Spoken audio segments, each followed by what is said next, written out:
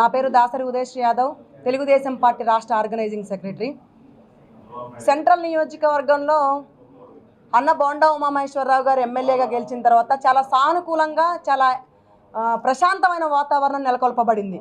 అలాంటి వాతావరణంలో ధర్నా అనే పేరులో మెగా డిఎస్సిని దగా డిఎస్సి అనే ఒక ధర్నాని ఈ వైఎస్ఆర్ కాంగ్రెస్ పార్టీ గొడ్డల పార్టీలో ఉన్నటువంటి నాయకులు, కార్యకర్తలు, పేటీఎం బ్యాచ్, ముఖ్యంగా గంజాయికి డ్రగ్స్కి అలవాటుపడ్డ రౌడీ మూకలు అందరు అక్కడ కూర్చొని మందు తాగుతూ మిక్చర్లు తినుకుంటూ వచ్చిపోయే వాహనాలను ఇబ్బంది పెడుతూ ఆడవాళ్ళని అసభ్యకరంగా మాట్లాడుతూ పైగా నారా చంద్రబాబు నాయుడు గారిని, నారా లోకేష్ గారిని పచ్చి బూతులు తిడుతున్నటువంటి పరిస్థితి.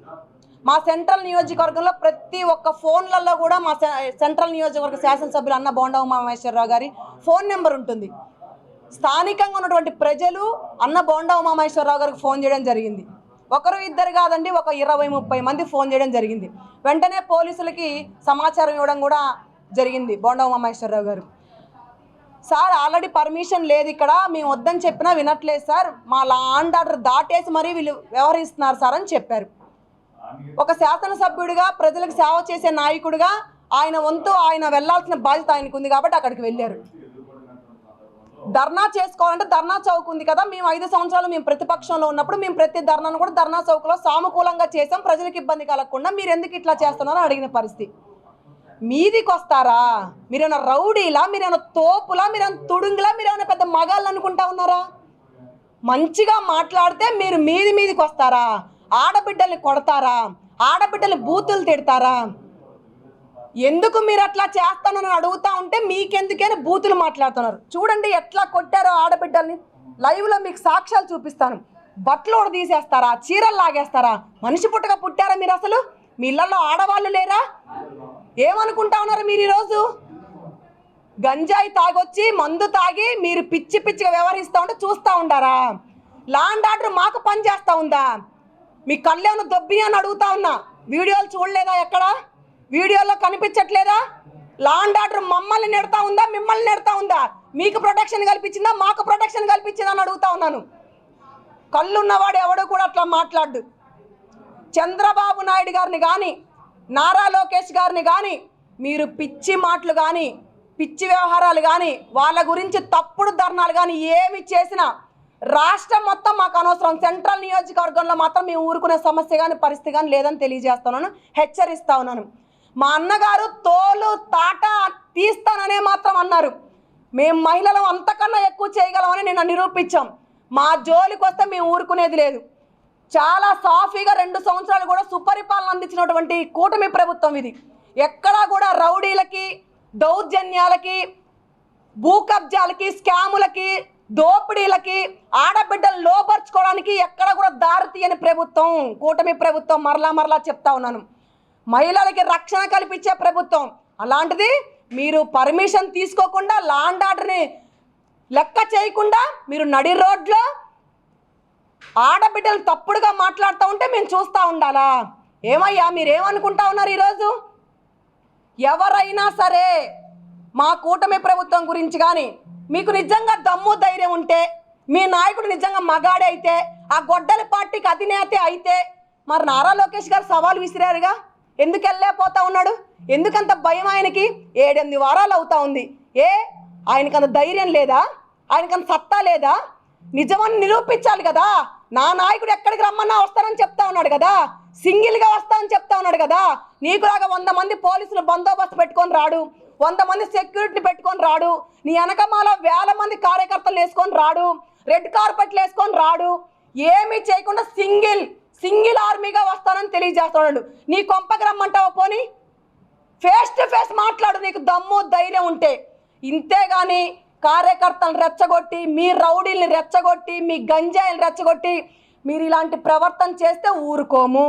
ఈ దేవినేని అవినాష్ ఉన్నాడే, ఆయన దొడ్డి నుంచి ఎంతమంది గంజాయి బ్యాచ్ని పంపించారు నిన్న, ఎంతమంది రౌడీలు పంపించారు అంటే మీరు రౌడీల్ని, గంజాయి తాగే వాళ్ళని పంపిస్తే ఇక్కడ బెదిరే వాళ్ళు, అదిరే వాళ్ళు బోండా ఉమా గారు అనుకుంటా ఉన్నారండి మీరు?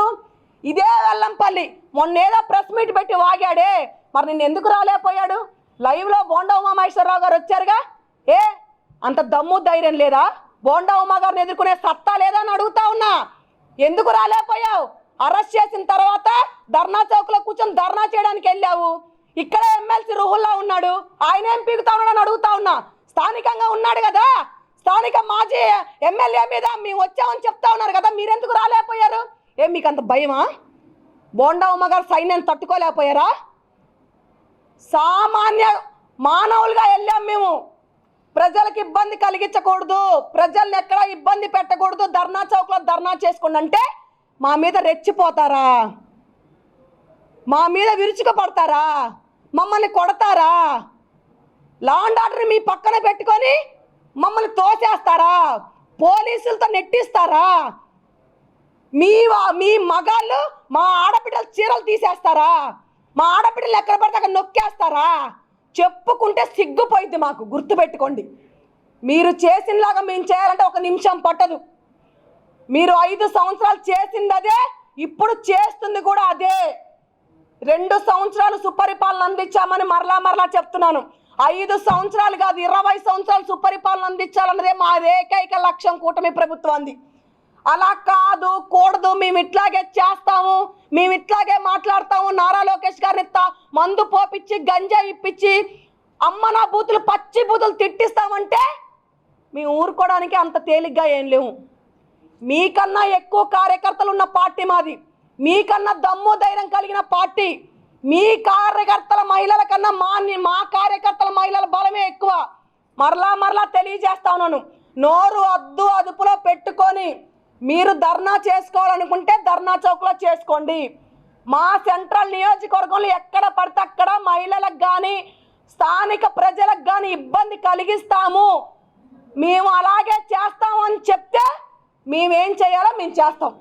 ఒకసారి ఆల్రెడీ తాకిడి తిన్నారు, మరలా తినాలని కూడా అనుకోవద్దు.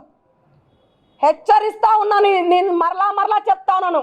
ఆడబిడ్డలను లేకుండా పిచ్చిగా మీరు కొడతారా? మేము చేసుకోలేక? మా సభ్యత సంస్కారం అది కాదు. ఎక్కడ పడితే అక్కడ నొక్కేస్తారా మగాళ్ళు? మేము లాగిపెట్టి కొడితే ఎక్కడ ఉంటాడు ఒక్కొక్కడు? మేము కొట్టలేక? మా సభ్యత సంస్కారం అది కాదు. మేము గౌరవంగా చెప్పడానికి వచ్చాం. మా మీద లా అండ్ ఆర్డర్ పక్కన పెట్టి మా మీద చేసుకున్నారు. ఆడవాళ్ళంటే మీకు ఒక గౌరవం లేదా? మీ ఇళ్లలో ఆడవాళ్ళు లేరా? మీ పార్టీలో ఆడవాళ్ళు లేరా? మీకు జగన్మోహన్ రెడ్డి నేర్పేది ఇదేనా అని అడుగుతా ఉన్నా. గొడ్డల పార్టీ అధినేత నేర్పేది ఇదేనా అని అడుగుతా ఉన్నా. ఈ అవినాష్ ఎవరినైతే రౌడీలు పంపించాడో ప్రతి ఒక్కడికి కూడా చెప్తా ఉన్నా, ఎవడైనా ప్రతి ఒక్కడు ఐడెంటిఫై మరలా ఎక్కడైనా మన ఎన్టీఆర్ జిల్లాలో ఎక్కడైనా మీరు ఇలాంటి దోషలు చేసిన, పిచ్చి వాగుడు వాగిన ఒక్కొక్కడికి నెత్తురు కక్కిస్తాం. గుర్తుపెట్టుకోండి, పిచ్చి వాగుడు వాగితే నారా లోకేష్ గారి గురించి ముఖ్యంగా ఆయన చిన్న వయసులోనే రాజకీయ అనుభవం కలిగిన నాయకుడిగా పేరు ప్రఖ్యాతలు సంపాదించుకున్నాడు.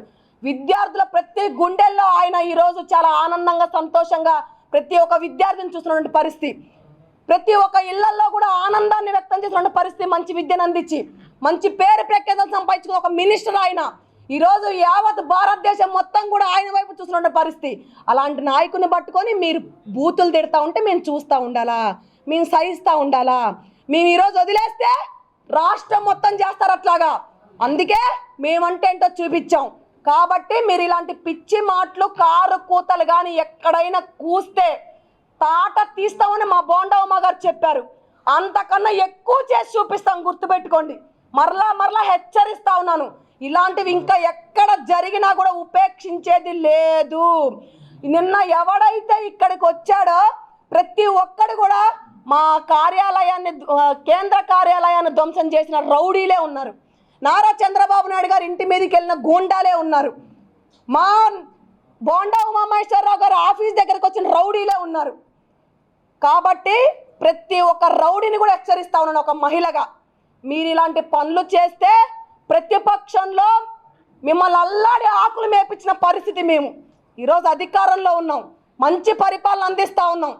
కాబట్టి ఆ పరిపాలన కూడా మీరు ఏలెత్తి చూపాలి అనుకుంటే, మీరు పిచ్చి మాటలు మాట్లాడితే అసలు ఎక్కడ ఊరుకోము, ఊరుకునే ప్రసక్తి అంతకన్నా లేదు. ఆడబిడ్డలందరూ కూడా ఈరోజు ఆది పరాశక్తిలాగా విజృంభిస్తున్నారు. మహిళలందరూ కూడా ఈరోజు ఏకమై ముక్త కంఠంతో ఈ వ్యవహారాన్ని ఖండిస్తూ ఉన్నారు. మేము బూతులు తిట్టే పార్టీ మాది కాదు, బూతులు మాట్లాడే పార్టీ మాది కాదు, గొడ్డలి పార్టీలు మావి కాదు, రపారపా పార్టీలు మావి కాదు, ఎక్కడ పడితే అక్కడ దాచుకునే పార్టీ మాది కాదు, ఎక్కడ పడితే అక్కడ ఆడబిడ్డలు లోపరుచుకునే పార్టీ అంతకన్నా మాది కాదు.